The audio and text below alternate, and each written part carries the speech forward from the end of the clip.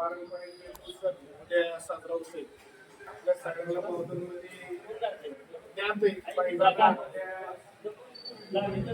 गावामध्ये वेगळं आनंद साधारण असं महत्व आहे. कारण बेंदूर हा सगळीकडे साजरा होतो.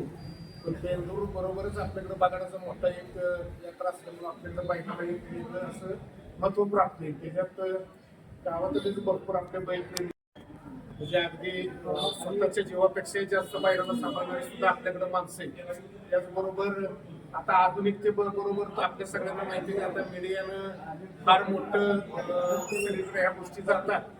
म्हणजे आपल्या सुशील पिसाळ ते बैलप्रेमी ह्या चॅनलच्या माध्यमातून आपण बघितलं की गेली 2-4 वर्ष बऱ्याचशा गोष्टी करतात. त्याच्यामुळं बैलांबद्दल एक भावना किंवा बैलांबद्दल प्रेम लोकांचं वाढत चाललंय.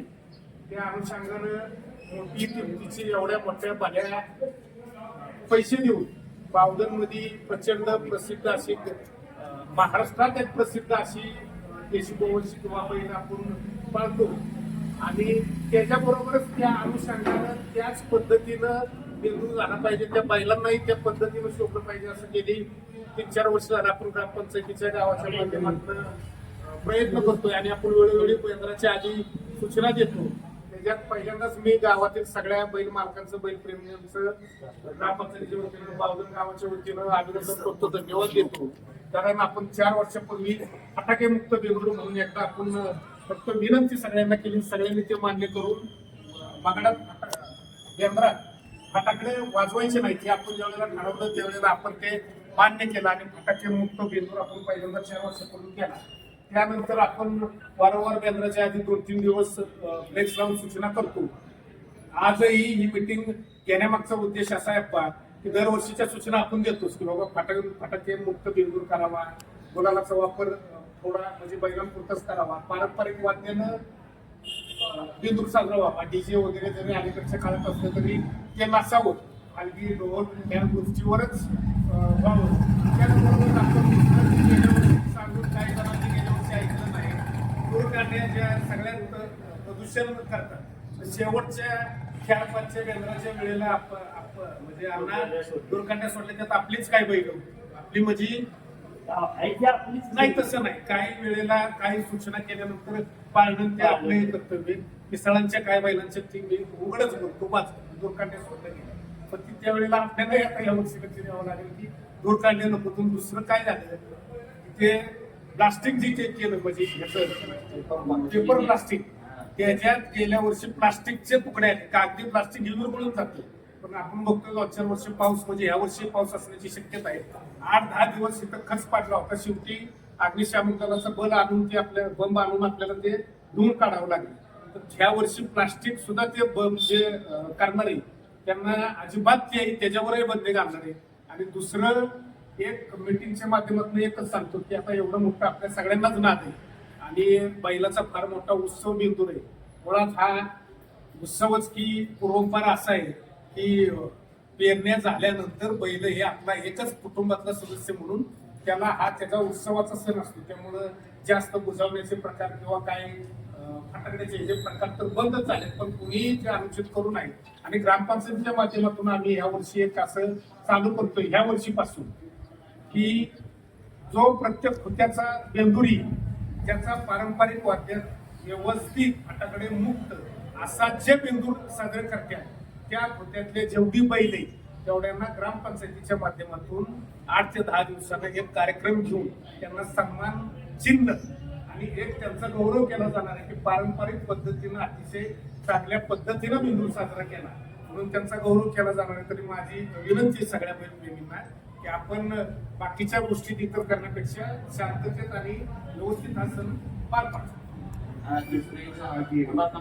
सूचना 10 मिनिटं आणि त्याचबरोबर प्लेक्सवर सुद्धा लिहिलंय की झालं गेल्या वर्षी थोडं 2 वर्ष बघितलं आपण पारावर आल्यानंतर जरा डान्स झालाय आपल्याकडे तो प्रकार नाही. म्हणजे बैलाच असं उभं करून डान्स करणं हेही चुकीचं आहे. तर प्रत्येकाला वाटतं की माझ्या बैलाला एक 10-20 मिनिटं पारावर थांबवं. इथं जर 1 तास राहिला एखादा बैल तर शिवाजी चौकाकडे तसेच बैल राहिले जातात. तर प्रत्येकाला वेळेचं बंधन पाळून एक 20 मिनिटं 15-20 मिनिटं इथं थांबून त्यानंतर 15-20 मिनिटं 10 मिनिटं लय झाली 10 मिनिटं लय झाली. म्हणले तर रुमाली चालू असते ना सांगत द्यावं लागलं. रुमाली आणलं तर 10 मिनिटं भेटलं. 10 मिनिटं थांबावं. आणि प्रत्येकानं ती संधी मिळावी. बाकी काय कोणाला काय बोलायचं असतं तर बोला.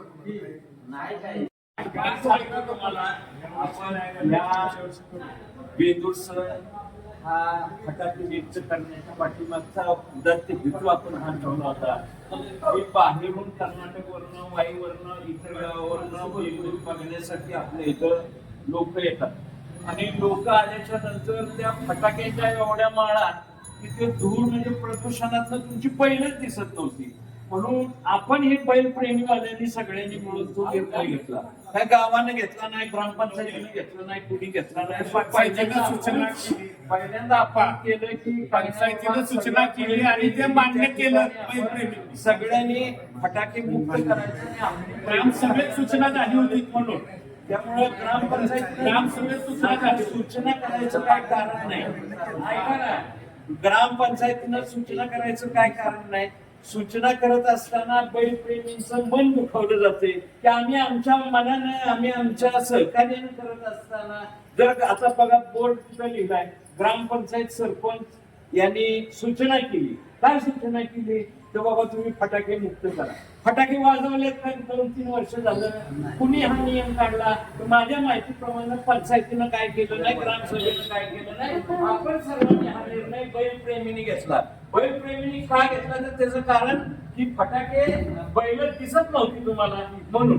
अनेक चांगली बैल असतात 5 लाखाचा, 10 लाखाचा, 6 लाखाचा, 4 लाखाचा बैल घेऊन जर तो बुजवत बसला, हा मनानं तो बुजत असला तर आनंद आहे, काय हरकत नाही, त्याला धरायला माणसं गेली पाहिजे. पण त्याच्यातनं जर वाईट वक्तव्य झालं किंवा वाईट काही दुर्घटना घडली तर 5 लाखाचा बैल समजा काय त्याचं नुकसान झालं तर त्याला जबाबदार कोण? तर जो मालक आहे त्यालाच ते जबाबदारी म्हणजे सोसावं लागणार आहे, सहन करावं लागणार आहे. म्हणून असं काय व्हायला नको, या सूचना वगैरे काय व्हायला नको. मी बैलप्रेमींना सगळ्यांना विनंती करणार आहे की ज्या आता काही सूचना आपण मांडलेल्या आहेत त्या आपणच नियम पण आपणच करा. तिथे काही 2 माणसं ठेवायला नको, पंचायतीची बॉडी ठेवायला नको. तुम्ही प्रत्येकानं बैलप्रेमीवाल्यानं जर म्हटलं की बाबा माझी 5 मिनिटं झाल्यात माझा मी पुढे जातो, कशाला कोणाचा रोष कोणावर पाहिजे. समजा अगदी ह्याचा आबूचा बैल घ्या पुढे आणि मी गेलो आणि त्याला म्हणतो बैल घे पुढे, त्याला वाईट वाटणार. ह्याला वाईट वाटणार की बैल पुढे घे म्हटलं की वाईट. नंदूला म्हटलं की नंदू तुझी घे बैल पुढे, कोण म्हणणार? जो म्हणेल चर्चेवरती त्याला रोष राहील. कुणाचाही रोष नको, कुणी काय कुणाला सांगायला नको. पंचायतीचा सदस्य नको ठेवायला, ना सरपंच नको, ना ग्रामपंचायतीचा शिपाई ठेवायला नको. जन आपापली 5-5 मिनिटं बाबा थांबली, बैल दिसली, गावानं बघितली, पुढे जात प्रत्येकाने सहकार्य केलं तर हे केंद्राचं जे स्वरूप आहे हे अतिशय चांगल्या पद्धतीनं राहील. हे बावधनचं बघा, बावधनचा बेंदूर हा जगप्रसिद्ध व्हायला काय झालेलाच आहे आणि होणार आहे. आणि त्याच्याकरता माणसं येतात, त्या माणसाला सगळ्यांची बैल बघू द्या. बैल बुजवून बैल काय बघू नका. काय सचिन मनानं बुजली त्याला काय म्हणजे तो शेवटी जनावर आहे, ते जनावर म्हणजे त्याचं कोण काय मालक नाही. पण तो बुजा ना तरी त्याच्या पगडं वाजवायचं, त्याच्या पार छत्रीवर लावायची. हा त्याच्या बोल तेवढं तर अशा पद्धतीनं म्हणजे आता तो अनावधानानं हा शब्द गेला मला. मी माघारी पण गेलो पण माघारी घेतला सगळ्यांनी असं प्रेमानं म्हणजे कुणीच म्हणजे माझा बैल आलाय मग माझाच पुढे गेलाय असं काय करू नका. सगळ्यांची बैल चांगली, सगळ्यांनी तुम्ही सगळ्यांनी चांगली बैल सांभाळ्यात. म्हणूनच तुमच्या बावधनचं नाव हे सगळ्या महाराष्ट्रात प्रसिद्ध झालेले. पुण्यावाले असू दे, कर्नाटकवाले असू दे, आवडतीचा बेंदूर बघायला येत असतात. कुणाच्या मैत्रीनं पुन्हा आपण पण जातो पुण्यामध्ये, आपण पण सगळी मंडळी बेंदूर बघायला जात असतो. तिथं पण आपल्या लोकांची चांगल्या पद्धतीनं तिथं व्यवस्था केली जाते. सगळी जेवायला घातल्याशिवाय सोडत नाहीत. आपणही जेवायला त्यांना घालतो. कोण कोणाच्या जवळच असेल त्याला आपण घेऊन जातो आणि सगळ्यांना बेंदूर चांगल्या पद्धतीनं बघू द्या, गावकऱ्यांना बघू द्या, ग्रामस्थांना बघू द्या आणि बाहेरच्या येणाऱ्यांना प्राधान्य द्या अशी मी विनंती करतो. आणि आता ज्या सूचना झाल्या आहेत त्याप्रमाणे मी मगाशीच सांगितलं की 10 मिनिटं ठीक आहे थांबायचं. आता आपण जाताना 5 घ्या बघा. 10 मिनिटं 10 मिनिटं होईल. दुसरी गोष्ट बटाटे तर मुक्त झालंच आहे. आता ठीक आहे आपण आता सांगितलं की बैलप्रेमीचा निर्णय घेतला आणि पंचायतीचा संबंध नाही काय नाही तर माझ्यापुरतं ठीक असलं तरी सुद्धा माझ्या माहितीप्रमाणे मीच ग्रामसभेमध्ये सगळ्या बैलप्रेमींना विनंती केली होती आणि त्यांनी त्याचा स्वीकार केला म्हणून अभिनंदनाचा ठराव सुद्धा आपल्या पुढे तर पंचायतीच्या शब्दाला आपण मान केला बैलप्रेमी आणि खरंच गावातली पोरं जर व्यवस्थित गावात जर परिस्थिती सांगितलं तर बैलप्रेमी त्याचा अनुभव गेल्या 2-3 वर्ष झालं मी चांगला घेतोय. पंचायतीनं सूचना केली आप्पा म्हणले सरपंचाचं तिथं नाव लिहिलंय सूचना मुळात पंचायत ही प्रशासकीय संस्था आहे म्हणून आम्ही सूचना केली पंचायतीचं संभाषण नाही म्हणताय ना पंचायतीचा अधिकार आहे गावातल्या कुठल्याही गोष्टीवर कंट्रोल करणार शेवटी पंचायत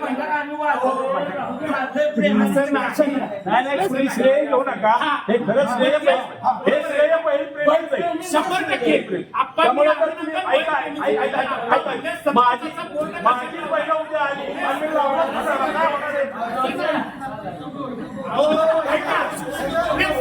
गेला त्या पद्धतीच्या वतीनं लावला वतीनं फ्लेक्स सरपंच आता पंचायतीच्या काय म्हणतात याचा अजिबात नाही याचा श्रेय बैलप्रेमी 100% पंचायतीची बैल नाही पुढच्या वर्षी बोर्ड देताना मी गेल्या वर्षी तिथं बोर्ड लावला होता ना तर तिथं त्या सूचनेवरती पट्टी लावली होती. पट्टी लावला परत दिलं होतं. मग ती मीच काढले बरं आप्पा आता असू द्या आता विषय बघा पंचायतीपेक्षा मोठं कोण नाही ह्या मताचा मी आहेच परंतु बैलप्रेमींनी हा निर्णय घेतलेला असताना पंचायतीचं नाव कशाला बैलप्रेमींना श्रेय आपला बैलप्रेमींना श्रेय पण देणार नाही आणि श्रेयवाद घ्यायचा हा विषय नाहीये फक्त मी सगळ्यांनी सूचना केली त्याचं पालन आता आपण 40,000चा सांगितलेला आहे त्याच्यामुळे आमची 4 गाडी आहे इथं वाटत सनेवरची मग आम्ही निघून जाऊ 4 गाडी 40,000चा ताप गाडी म्हणणार तापा शिपेदार असं वाजवा बरोबर आहे 40,000 आहेत ना एक चौकाट एक शेतकऱ्याला राहतात तुझ्या किती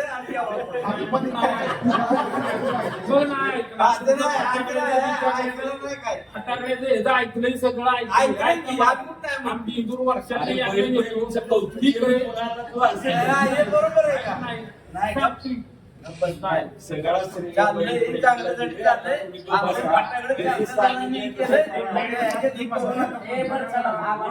आपण सर्वांच्या सहकार्याने एकामेकाच्या विचारानं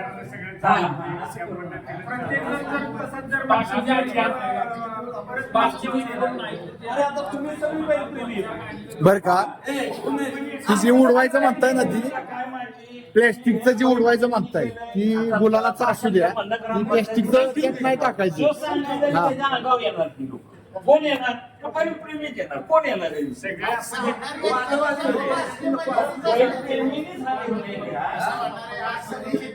प्रत्येक जण काय म्हणणार वाचतोय वादू नाही पण प्रशांत आपण आता इथं बैलप्रेमी आहेत. काय म्हणलं पंचायतीचे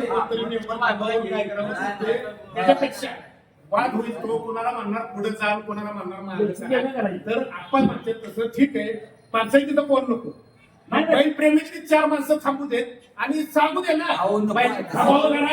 अरे ज्याच्या त्यांनी मनाने जाऊ द्या ना 10 मिनिटाच्या पुढे थांबू दे अरे ज्याच्या त्यांनी मनाने जाऊ द्या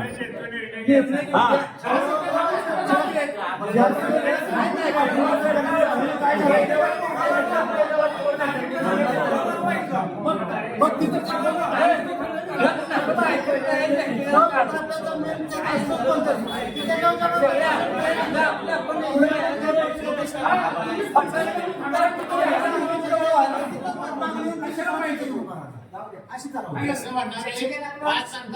कोणतरी जबाबदार असतो समजा उमेशला ग्रामपंचायतीचा उमेश बाबा लोकांना सांगत जाऊ दे पुढे जास्त वेळ तुमचं झालं यासाठी म्हणतो की तुमची लोक 4 जण थांबली पण हे समजा आता उमेशच्या ताफ्याचा उमेश समजा प्रमुख आहे. उमेश गावातला व्यक्ती आहे. गावाने हे ठरवले तर आपली जबाबदारी पडते की बाबा 5 मिनिटात मी हलतो निघून जायचं प्रश्न. कारण तिथं तर समजा मी आलो याला उमेशला म्हणलं हे 5 झाले की आपण 10 मिनिटं वाटलं ते पुढं प्रत्येक जण त्यावेळी तवलेला असतो. त्यामुळं आणि प्रशांत उमेश उमेश आम्ही साईड देऊ एका बघितलं त्या बघितलं जाऊ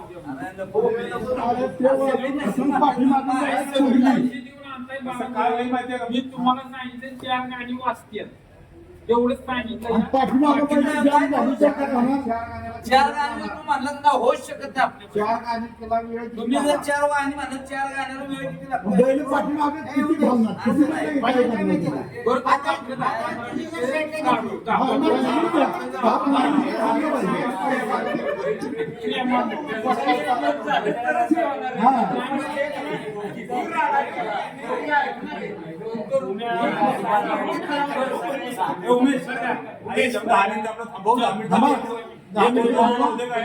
बैलप्रेमीवाल्यांचं मी पुन्हा एकदा कौतुक करतो की तुम्ही जो निर्णय घेतला की फटाके मुक्त करण्याचा त्याच्याबद्दल परत तुमचं कौतुक करतो. तुम्हाला सगळ्यांना धन्यवाद देतो.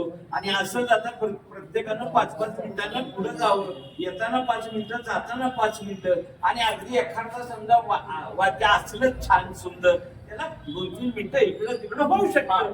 2-3 मिनिटं मी काय हा म्हणते लगेच. तुम्ही 2-3 मिनिटं म्हणलं की ते हा म्हणते. हा मग ते इकडं तिकडं म्हणले ते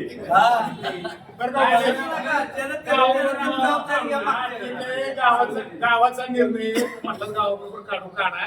सगळ्या सूचना तुम्हाला माहिती आहेत. 3-4 वर्ष आहेत बाकीचं ठीक आहे. आणि मागाशी तुम्ही सांगितलं तसं त्याचा पारंपरिक वाद्यानं व्यवस्थित शांततेत सगळ्या सूचनांचं पालन करून ज्या त्याचा बेंदूर निघतो त्याला ग्रामपंचायतीच्या वतीनं 8-10 दिवसानं आपण इथं कार्यक्रम घेऊन सन्मान चिन्ह देणार आहे. तर त्या दृष्टीने तुम्ही एक चांगला एक संदेश जाऊ द्या. माणसं बाहेरचे आपण म्हणले कर्नाटकचे पुण्याचे जे माणसं येतात तर त्यांनाही आल्यानंतर बेंदूर बावधनचा शिस्तबद्ध एवढा मोठी बैल असलं तरी होतो त्याचा एक प्रसार जाऊ द्या. या पद्धतीने सगळ्यांनी काढा एवढी विनंती करतो. आजची मीटिंग संपली असं जाहीर करतो. आपल्या सगळ्यांचा आभार मानतो. धन्यवाद.